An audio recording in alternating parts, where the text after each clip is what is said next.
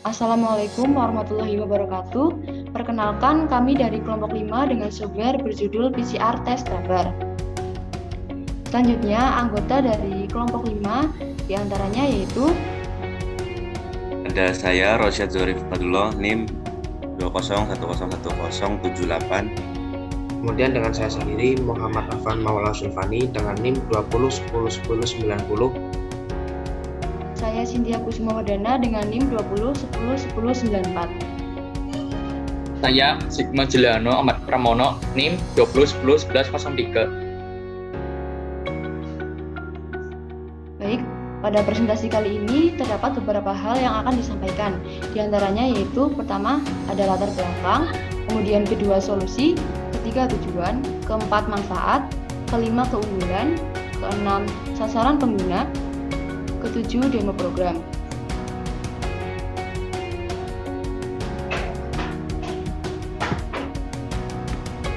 Yang pertama, saya akan menjelaskan latar belakang dari software yang kelompok kami buat.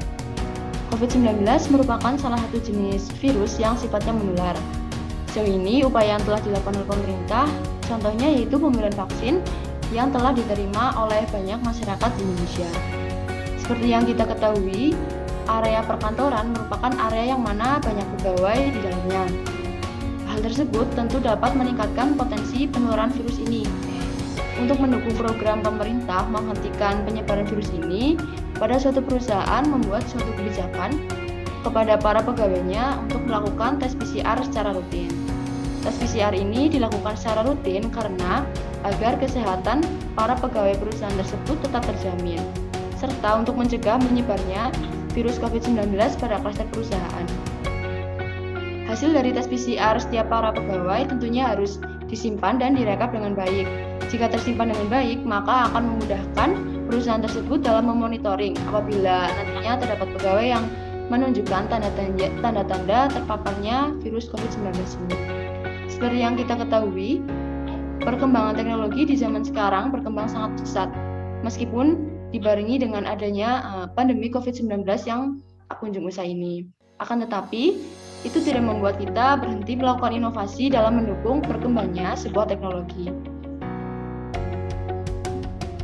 Dari latar belakang yang telah dijelaskan sebelumnya, untuk memudahkan suatu perusahaan dalam merekap dan menyimpan data hasil tes PCR dan vaksinasi yang telah dilakukan oleh para pegawainya, dibuatlah sebuah software bernama PCR Test Tracker ini.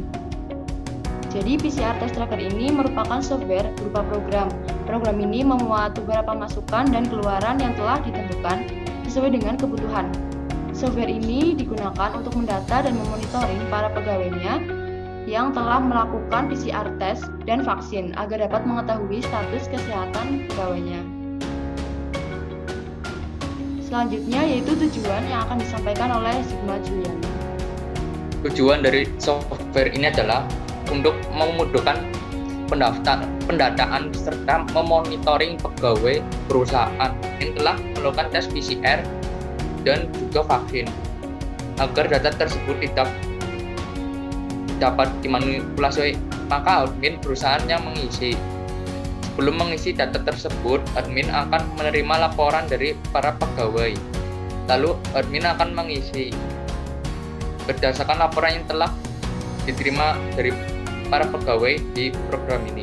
Dengan software ini diharapkan para pegawai rajin melakukan laporan minimal sebulan sekali agar lingkungan perusahaan terbebas dari COVID-19.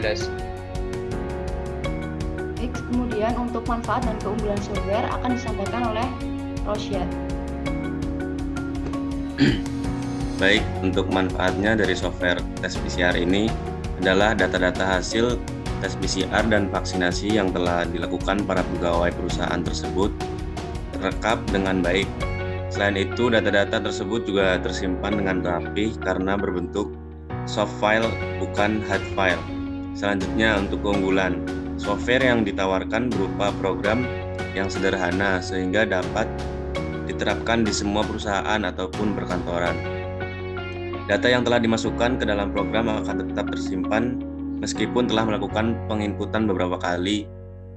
Siapapun dapat mengakses program ini meskipun program ini nantinya diperuntukkan untuk admin sebuah perusahaan untuk mendata dan mementoring pegawainya. Selanjutnya adalah sasaran program, sasaran pengguna dari program ini yang akan dijelaskan oleh Muhammad Afan. Baik, selanjutnya adalah sasaran pengguna ya. Jadi dengan adanya software ini adalah sasarannya adalah untuk semua perusahaan ya, di misal perusahaan perkantoran ataupun perusahaan yang lainnya, khususnya di bidang admin ya. Jadi yang mana agar perusahaan itu dapat memonitoring pegawainya ya, terutama di masa pandemi COVID-19 ini. Baik, yang selanjutnya adalah demo dari program yang telah kami buat. Dapat dilihat bahwa program ini menggunakan dua file, yaitu header dan source. Berarti program ini menggunakan OOP jenis multiple files. Untuk file header dapat dilihat pada baris 1 dan juga baris 2. Di sini, library-nya merupakan default pada saat membuat file header. Untuk library lainnya seperti IOStream dibuat jika memulai sebuah program.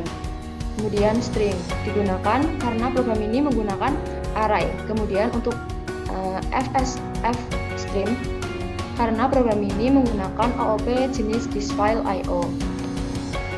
Kemudian program ini juga menggunakan OOP jenis multiple inheritance yang ditunjukkan dengan 3 kelas induk, yaitu kelas check, kemudian kelas bio, dan PCR. Kemudian untuk kelas turunannya yaitu kelas menampilkan. Untuk semua kelas pada program ini bersifat publik. Masing-masing kelas memiliki member data sendiri-sendiri. Contohnya pada kelas induk check, pada kelas induk check ini memiliki member data yaitu nama dan jabatan. Selain member data, kelas juga mempunyai member fungsi yang contohnya pada kelas check ini yaitu getData1. Begitupun pada kelas lainnya, seperti kelas bio, getData2, kemudian kelas PCR itu getData3, kemudian pada kelas menampilkan itu showData. Dapat dilihat pada program pada kelas menampilkan. Pada kelas menampilkan agar dapat memunculkan data dari kelas induk, maka ditulis program seperti pada line ke-60. Jadi kelas menampilkan (2) public check, public bio, kemudian public PCR. Kemudian terdapat pemilihan untuk hasil dari tes PCR yang mana terdapat 2 pilihan atau 2 kondisi, yaitu jika input 1 maka hasil positif, jika input 2 maka hasil negatif. Namun jika data yang diinputkan itu selain 1 dan 2 maka data yang diinput itu tidak valid. Begitu. Selanjutnya untuk file source-nya akan dijelaskan oleh Afan. Oke, baik. Seperti yang sudah dijelaskan Cynthia tadi, nah kita masuk ke source file-nya, yang mana di sini ada beberapa library ya, seperti include IOStream, include string, include fstream, terus include locus.dar. Ini untuk memanggil pada ini ya, header file-nya. Nah, kemudian di sini juga menggunakan beberapa OOP ya. Salah satunya ini ada template ya pada line 8. Nah, template ini kan berfungsi untuk membuat fungsi atau kelas agar dapat berjalan pada tipe data yang berbeda ya. Nah, ini di sini template-nya misal dalam kurung tipe name. Kemudian di sini juga ada emailnya ya, main programnya. Nah, kemudian di sini juga terdapat pendeklarasian ya, seperti char CA, integer i sama dengan 1 ya. Kemudian di sini kita membuat objek ya, karena di sini juga menggunakan OOP kelas dan objek. Nah, kelasnya itu terdapat di sini di header file ya. Nah, di sini juga terdapat objeknya, seperti misal ini ya, gitu ya. Kemudian di sini kita membuat objek streamnya ya, atau objek input outputnya ya. Nah, karena nanti di sini akan masuk ke salah satu OOP yaitu this file. Nah, jadi nanti pada OOP this file seperti di sini ya, kita akan membuat file yang nantinya apa yang kita inputkan itu akan disimpan dalam file ini. Seperti itu. Nah, di sini yang pertama kita akan buka file disknya ya dan mengatur mode bitnya. Ini variabelnya egg.open ya. Nah, ini kita mengatur mode bitnya seperti yang sudah dipelajari di dalam kelas. Ini kemudian membuat pengulangan untuk input objeknya. Nah, di sini kita membuat beberapa outputan ya. Nah, kemudian di bawahnya ini ada pengulangannya. Pengulangan di sini membuat yang nantinya itu ini akan memanggil pada header filenya seperti itu. Nah, jadi misal nih u.getData1 berarti nanti akan memanggil header pada ini getData1 pada kelas cek ini seperti ini. Nah, seterusnya pada getData2, getData3. Nah, kemudian ketika di sini melakukan pemanggilan pada header file, nantinya apa yang diinputkan di dalam sini itu akan ditulis nih, akan masuk di sini nih egg wait ya. Jadi akan masuk di sini. Nah, kemudian setelah program ini selesai, nanti akan ada pemilihan atau pengulangan, yaitu kita menggunakan ini ya, jika masukkan data diri pegawai lagi ya atau tidak. Misal iya, nanti akan mengulang lagi, akan memasukkan data ini lagi. Begitu seterusnya. Jika misal tidak, berarti nanti programnya akan berarti akan masuk ke line program selanjutnya. Nah, di sini ya egg close ya, berarti untuk program yang visualnya tutup atau selesai. Nah, kemudian di sini masuk bagian ini ya. Ini juga ada beberapa objeknya, deklarasian ya. Nah, di sini masuk daftar pekerja dari perusahaan. Jadi nanti pas codingan atau program yang ini sudah selesai, nanti akan masuk di sini. Outputannya adalah daftar pekerja dari perusahaan dari yang sudah kita inputkan tadi. Nah, di sini nanti akan membuka file ini. Nah, akan membuka ini yang tadi sudah kita inputkan di sini ya. Kemudian di sini juga kita akan mereset posisi pointer di awal ya. X.ckg ya, itu mereset pointer gapnya ya. Nah, kemudian di sini akan membaca data pertama nih x.date ya. Nah, di sini kita nanti akan membaca file ini seperti itu. Nah, setelah itu nanti kita di sini akan membuat pengulangan untuk menampilkan datanya. Pengulangan di sini terjadi ketika user itu menginputkan data sebanyak mungkin lah. Misal kita menginputkan data sampai 100 pun, nanti di sini selama dia masih ini ya, masih memilih ya untuk masukkan data diri pegawai lagi, nanti ini akan mengulang terus karena di sini kita menggunakan array ya, n++. Jadi ini nanti akan ulang, misal kita masukkan data sampai 5, berarti nanti ini data pegawai sampai ke 5 seperti itu. Ini ya, untuk menampilkan nilai dan indeksnya. show data. Show data ini akan melakukan pemanggilan pada header filenya. Nah, kemudian ini ya, kita terus akan membaca pada file ininya, kemudian kita tutup file disknya. Nah, kemudian di sini kita akan membuka file disknya lagi. Nah, untuk apa? Ini untuk melakukan pengeditan data. Jadi di sini ada fitur pengeditan data.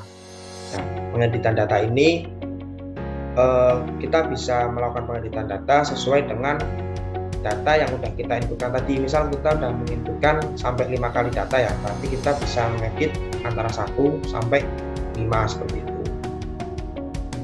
Nah, di sini ya terdapat percetakan if ya. Di sini ada min. Nah, min ini adalah nanti akan masuk ke dalam template yang tadi di atas ini. Nah, meskipun ini ditaruh di awal, tetapi posisi templatenya itu nanti output dari template ini akan berada di bawah ya, seperti itu. Nah, di sini ya nanti akan melakukan pengeditan data. Nanti misal data mana yang ingin diedit, nah nanti kita tinggal masukkan data berapa yang ingin kita edit. Nah, kemudian di sini kita juga bisa menghitung letak pointernya ya. Ini dengan info sama dengan n-1 ya. Nah, di sini nih untuk meletakkan posisi pointernya. Ini posisi pointernya ya, sini. Nah, di sini kita melakukan pemanggilan lagi. Jadi ini data yang sudah diedit tadi, melakukan pemanggilan data yang dari data yang sudah diedit. Seperti itu. Nah, di sini nanti akan muncul lagi nih, apakah ingin melakukan pengeditan data lagi.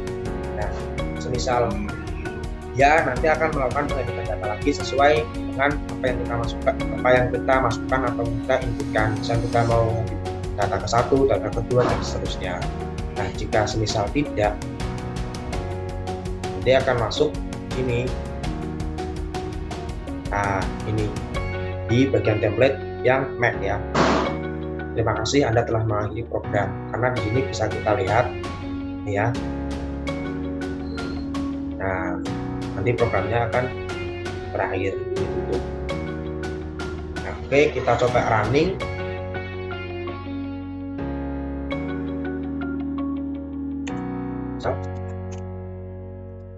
Ini kita bebas ya teman-teman.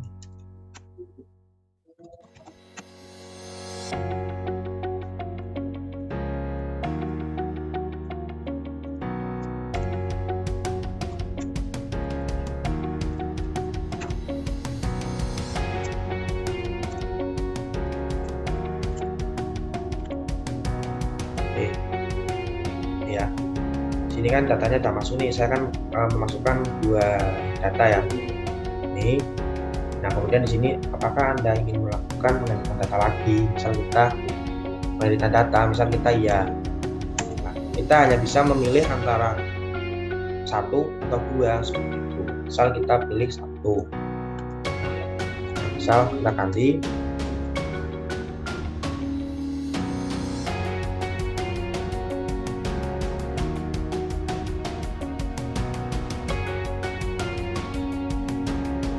Ini kita nanti akan ini nih kesimpulan lagi, apakah ingin melakukan pengeditan data lagi, misal kita tidak. Nah, program telah selesai ya. Terima kasih Anda telah mengakhiri program. Seperti itu. Nah, data yang sudah diinputkan ini akan tetap tersimpan. Nah, tersimpan dalam file tadi yang kelompok 05.txt. Nah, akan tersimpan di sini. Jadi meskipun kita misal nih kita inputkan lagi ya.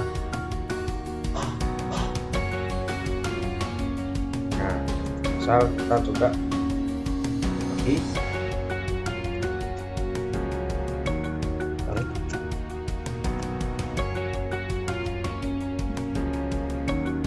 Nah, masukkan data di pegawai lagi, misal tidak. Nah, ini ya. Seperti yang udah dilihat nih, data pegawai 1 udah berubah ya, karena tadi saya sudah mengedit datanya. Di sini juga ada 3 data nih, karena data yang 1, data kedua itu nggak hilang, tetap disimpan. Nah, pas saya inputkan lagi 1 data jadi tambah 1, jadi ada 3 data. Nah, di sini akan melakukan pengeditan data, misal tidak ya, misal itu. Nah, program telah selesai. Itu ya. Jadi di program ini kelompok kami menggunakan beberapa OP ya, seperti yang tadi sudah disebutkan, ada multiple file ya untuk membuat source sama headernya, kemudian ada inheritance, kemudian ada this file, dan ada template ya. Kemudian juga ada kelas dan objek. Mungkin itu saja yang dapat saya sampaikan. Kurang lebihnya mohon maaf, saya kembalikan ke moderator. Baik, demikian presentasi yang dapat disampaikan dari kelompok kami.